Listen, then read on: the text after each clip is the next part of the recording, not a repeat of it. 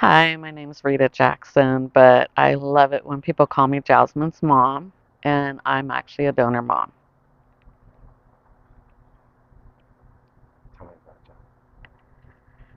Jasmine was very unique. I will say I liked her as a person. I don't know if a lot of parents can say that, but she was always thinking of ways to help others. I realized that at a very young age. She was 4 when she actually told me she wanted to give her Happy Meal to a homeless person.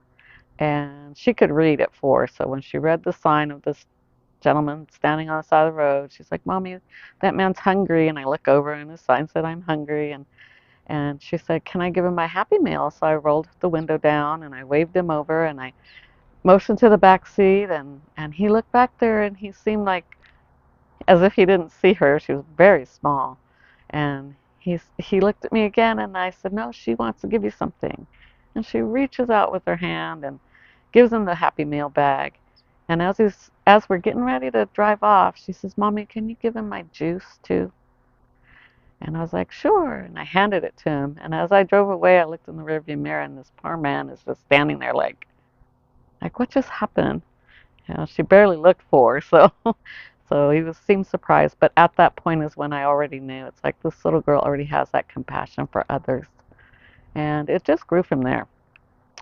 Every year there was something new that she would think of, or consider, or talk about. But one day, I remember when she was 11, I believe, she used to walk to the library every day after school.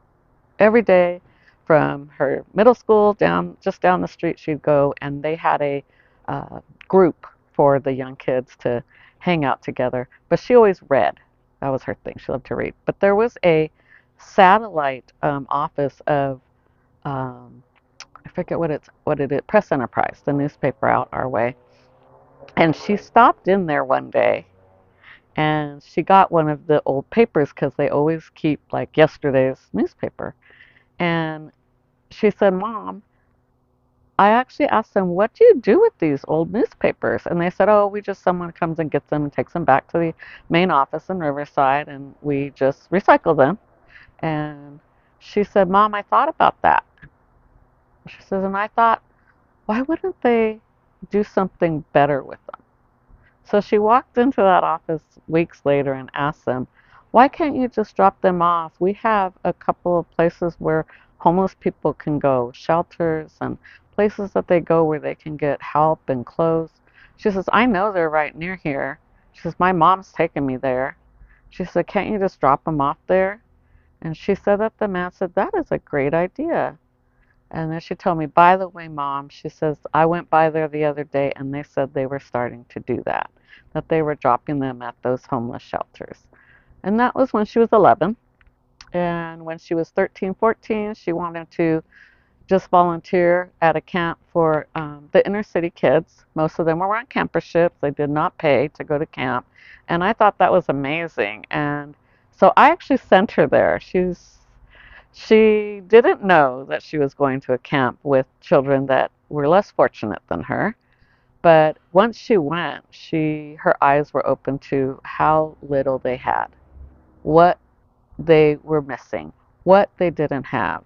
I remember she would cry. She'd say, "Mom, they don't have their own bed. Some of them sleep on the floor. They didn't have an extra pair of shoes to bring to camp."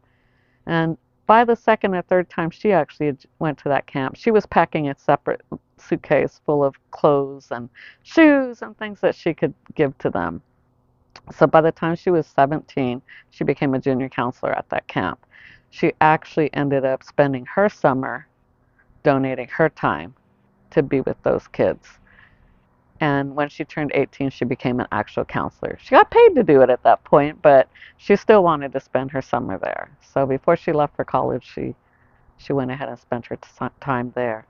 Jasmine was just the kind of person that would always want to think of others, want to do for someone, want to advocate. She was constantly advocating for people. So that was just her in a nutshell. So it was really not a surprise when I heard that she registered. Yes, registering completely came from her.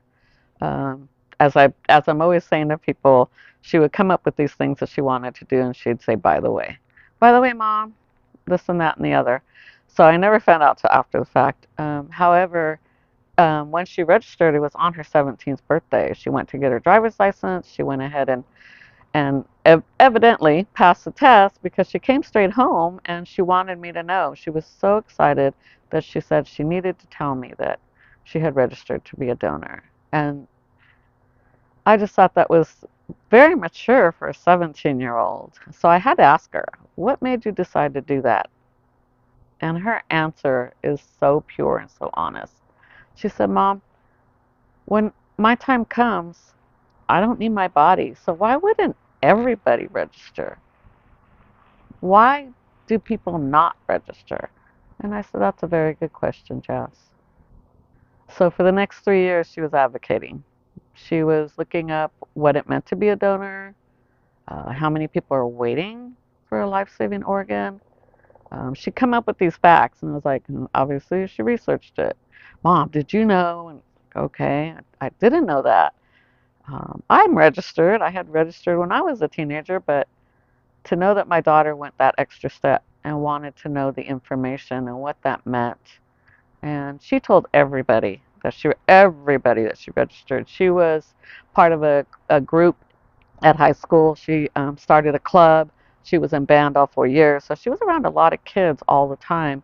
And there was not a single kid that she knew that didn't know that she had registered. And she always asked them if they thought about registering.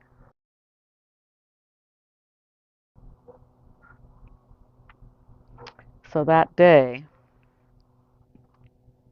almost 4 years later, almost exactly, right before her 21st birthday,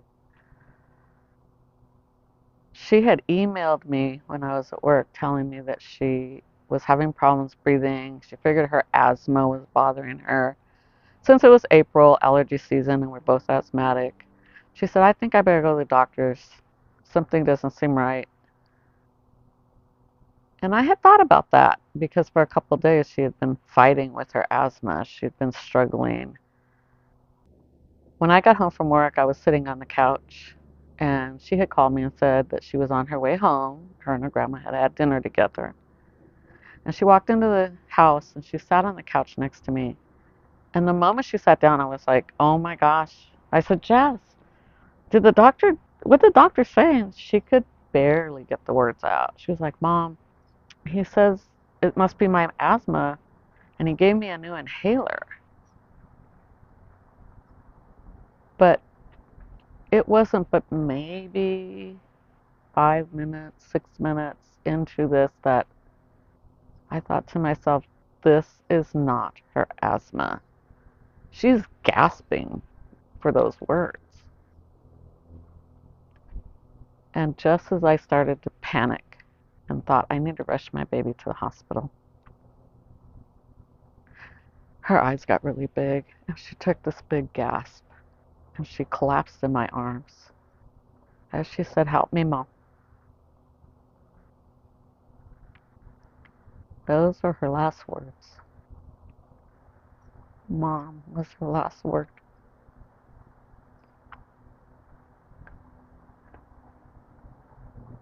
We called 911 and they rushed her to Kaiser in Riverside. And they ushered my mom and myself into this small room. And they told us a doctor would be in to speak to us.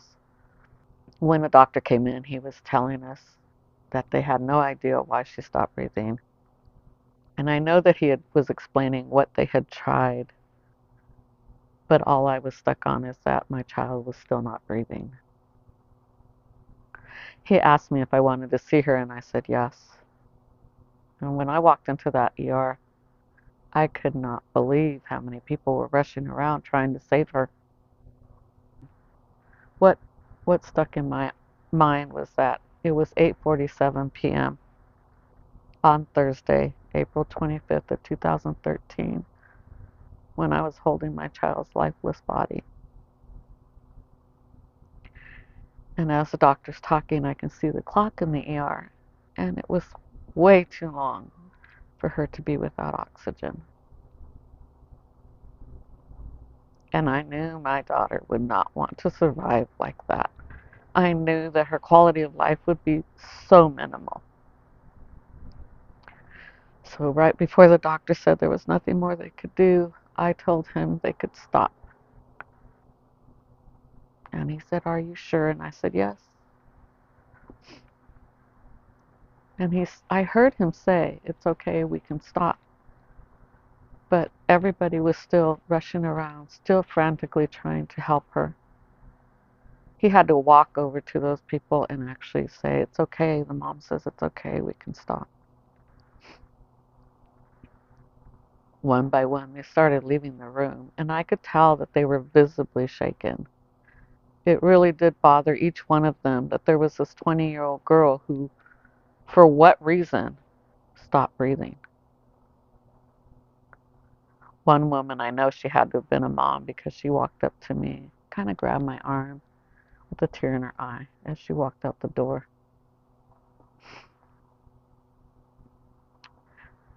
My mom and I got to sit with my daughter until the coroner's office arrived. I know it was a while that we got to be there, but it wasn't long enough. So they let us know that it was time to go. My mom got up and she brushed my daughter's hair and she told her, "I love you, my darling." And she looked at me and it was funny, without words, I could tell what she was trying to say. She brushed the one piece of hair away from Jazzy's eye that we were always messing with. And she got into her purse and she took her scissors out and she clipped that piece of hair and she wrapped it around her finger as she was crying. And she pinched her cheek and walked away. I was holding my daughter's hand and I stood up and I started to walk away and I just couldn't let go. And when I finally did, fortunately my sister and my dad were standing near me because I collapsed. And they walked me out of the room. The hardest thing I've ever had to do is walk out of that room and leave my child. Walking out of a hospital without your loved one is horrible. You know, normally you walk into the hospital and you're thinking, "I'm going to go see them and they're going to be better. The doctors are going to take care of them."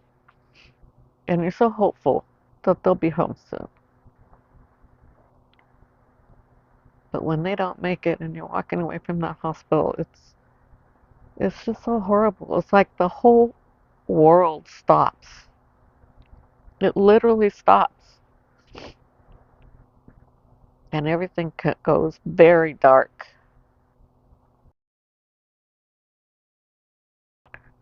And then we got the call from One Legacy. And One Legacy,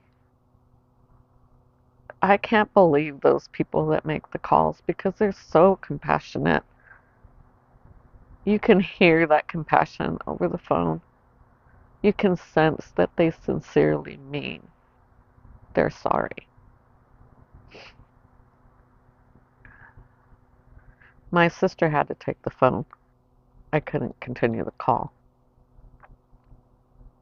But we could figure out what they were calling for. And for us, it was so much easier. Most families have to go through the discussion. Is this something our loved one would want? And in a lot of cases, I can understand how people can't even make that decision. I know I wouldn't have been able to make that decision. But I didn't have to. My daughter made it for me. And to this day, I'm grateful. I'm truly grateful for that. Because my sister was able to proudly say, "I know exactly why you're calling. I know exactly what you mean, and you don't have to explain. My niece wanted to help people."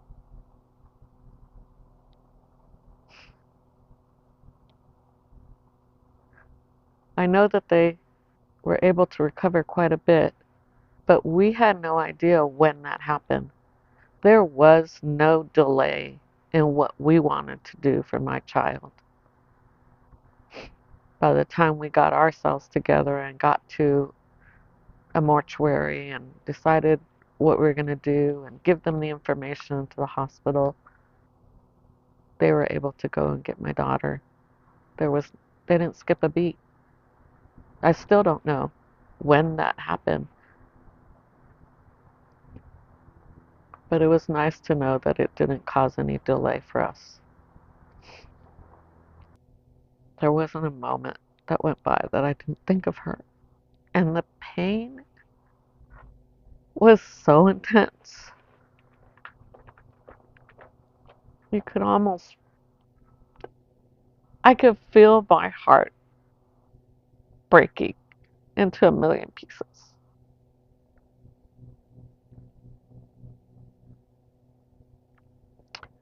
Even though I knew what it meant for her to register, what it meant for her to become a donor, and that she did get to help people, that didn't take the pain away of losing her. She's my only child. My whole world was revolved around her. From the moment I found out I was pregnant, all I kept thinking about was all those things that she was going to be experiencing and how I was going to be part of it. Her learning how to walk and talk, go to school, graduate, fall in love, get married, have children. One day I'd be a grandma.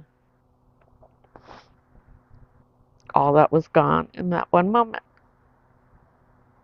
Yeah, my baby was gone.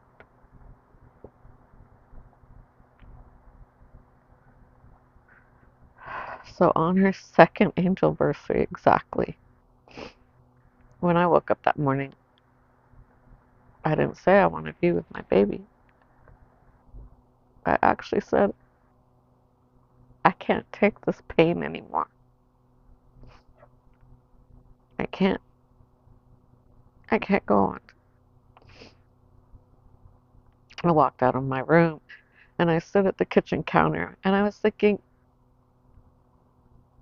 I should at least leave a note for my mom and say I'm sorry. And right there on the counter was an envelope from One Legacy. Fortunately, I opened it.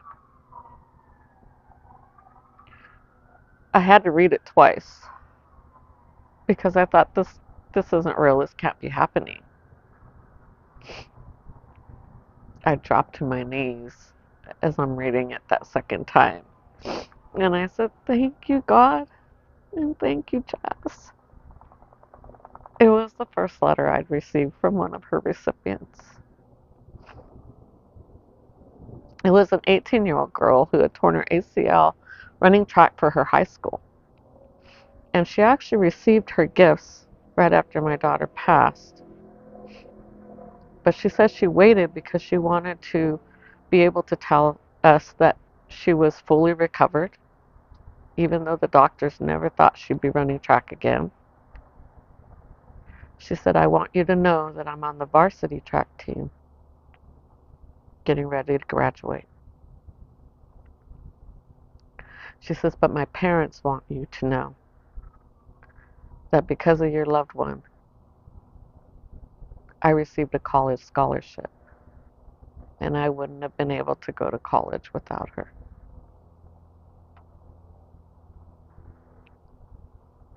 So that letter saved my life.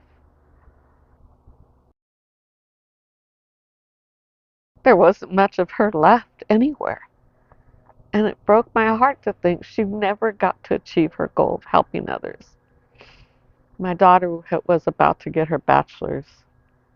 She was headed to Cal State San Bernardino for her master's and wanted her doctorate in child psychology to help autistic children.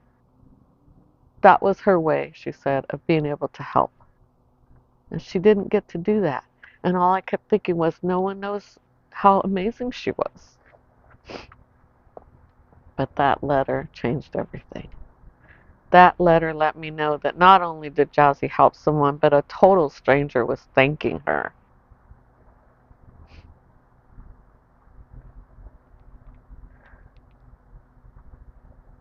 It really was the beginning of something good.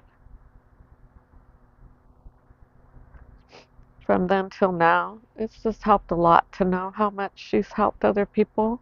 And I've received more letters from recipients. And every time I get to tell her story and explain what kind of person she was, it just brings a lot of comfort. And for sure, my baby has left a huge legacy. There's no way to explain how that one decision has touched so many lives. But I will say that if you take the time to have the conversation, for families to get together and really explain what that means and really decide what you want later in life, you're going to appreciate that. You're not going to feel it when you're walking out of the hospital. You're not going to feel it a month later, a year later. But at some point, you'll be able to realize, wow, they touched so many. This is bigger than them. This is bigger than us. And that's exactly what Jazzy wanted. Jasmine actually touched the lives of 81 people with her tissue donations. And in 2017, the same year she was honored on the float, the Donate Life Rose Parade float, I found out she saved the life of a 15-year-old with her heart valves. So to know that that girl is 26 and thriving brings me so much comfort. There's definitely skin that can be donated, and that, the amazing thing about that is burn victims that, have a second chance at life because of it. Jazz had, was there just one? There was one that had the cleft palate that needed repair. So I was like, oh my gosh, she would love that she was able to help somebody. So there's from a 9-year-old little boy that needed some kind of back surgery to a 92-year-old man that had neck surgery. And that's just incredible. Yeah. 81 people. It's like, yeah, that's a ton of Happy Meals. Yeah. Jazz, I know that Jazz is sitting there smiling, thinking I did good. But it doesn't stop there. Um, Once you're touched by donation, you feel like you should. There's some kind sense of obligation or responsibility to make sure that everyone is aware of what it's done, how much it's helped. And for me, I went all the way through to becoming an ambassador. But even if I hadn't, I would still want to be able to talk about it and explain that, making that decision and telling your family is really important. I was proud of my daughter when she was here, but the pride I have for her now is just immeasurable. And to see her beautiful face on that float coming down Colorado Boulevard and knowing that millions of people were going to see it, there's nothing better. So for me, as a donor mom, it really has helped a lot, but it's touched everyone who knew her. Her grandma is so proud. Her aunt's so proud. All of us just every year we are so excited to see that she's touched so many.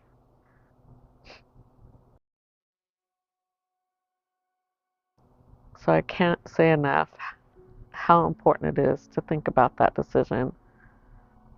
And hopefully you'll decide to check that box or go on the website and register, because it does make a difference. It really does. And again, you may not see it now. You may not see it that day. You may not see it a week later, a year later. but at some point you'll be able to feel it. You'll be able to feel what your loved one has done or what you have done will just spread all through your family. So I'm Jasmine's mom, and thank you so much.